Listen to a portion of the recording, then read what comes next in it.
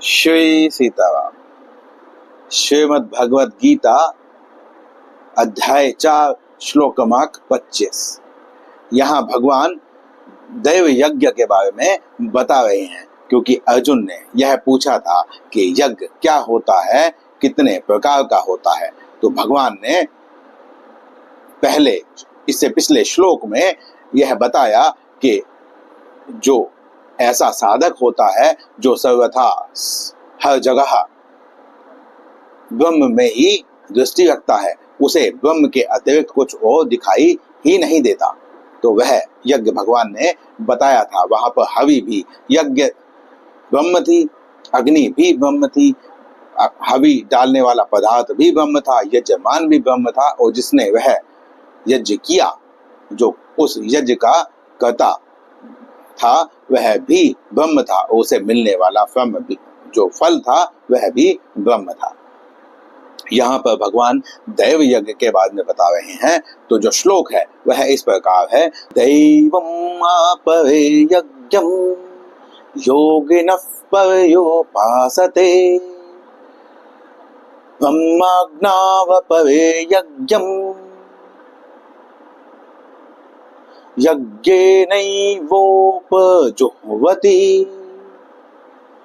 भगवान यहाँ पर बता रहे हैं कि एक साधक ऐसा होता है जो देवताओं का भली प्रकार यजन करता है। देवताओं के जो पूजा पाठ है, जो कर्म कांड है, वह भली प्रकार से करता है। अर्थात वह पूजा तो भगवान की ही करता है, ब्रह्म की ही करता है, परंतु उसने ब्रह्म के विभाग बना लिए हैं, और जो वो विभाग है वह उन विभागों का यजन करता है। जैसे हम यदि यह देखें कि यह जो संसार है, यह संपूर्ण संसार ब्रह्म है, यह ब्रह्म का ही आद्य अवतार है। तो इस संपूर्ण संसार में व्यक्ति सबके लिए उस प्रकार के कार्य नहीं करता है जिस प्रकार के कार्य वह अपने परिवार के लिए करता है।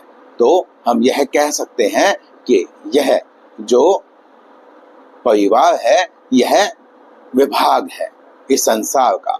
इसी प्रकार यदि हम यह कहें जो ब्रह्म है, यह जो संसार है, यह ब्रह्म का ही बनाया गया है, ब्रह्म का ही एक स्वरूप है। यदि आप यह कहें कि संपूर्ण ब्रह्म में से यह जो संसार है, यह भगवान के मान लीजिए कि चरण है, या भगवान का मान लीजिए कि यह हाथ है, क्योंकि यह है तो व्याप्त ब्रह्म में ही, इसीलिए यह ब्रह्म का कोई अंग है।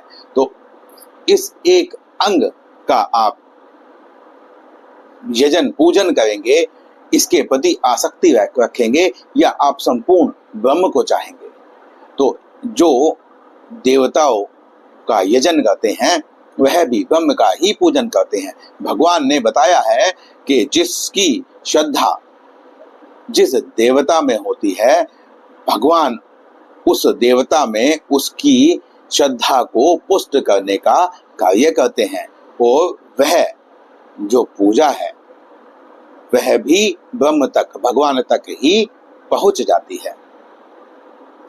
दूसरे जो योगी होते हैं, जो साधक होते हैं, वह जो यज्ञ में ब्रह्माग्नवपरे यज्ञम, यज्ञ में जो अग्नि होती है उसमें अभेद दर्शन देखते हैं, उसी को ब्रह्म मानते हैं, उसमें वह देवताओं का विभाग नहीं बनाते हैं।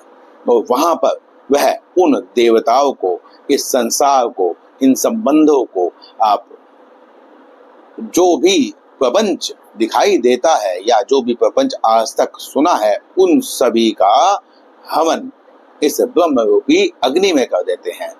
ऐसा साधक, जिसे हम सांख्य योगी कहते हैं, जो समाधि लगा लेता है, वह यह नहीं देखता है कि उसके आस पास में कौन सी परिस्थिति है, सर्दी है, गर्मी है, वहां पर सांप है, बिच्छू है, जंगली जानवर है, बस वह समाधि लगा लेता है, और वह बस उस ब्रह्म का ही ध्यान करता है, और वह ब्रह्म में विलीन हो जाता है। आत्मा का ब्रह्म में विलीन हो जाना कैसे सार्थक होगा? यदि हम यह देखें कि आत्मा जो है वह तो जन्म नहीं लेता है, ना वह कभी मरता है, तो विलीन हो जाने का अर्थ क्या है?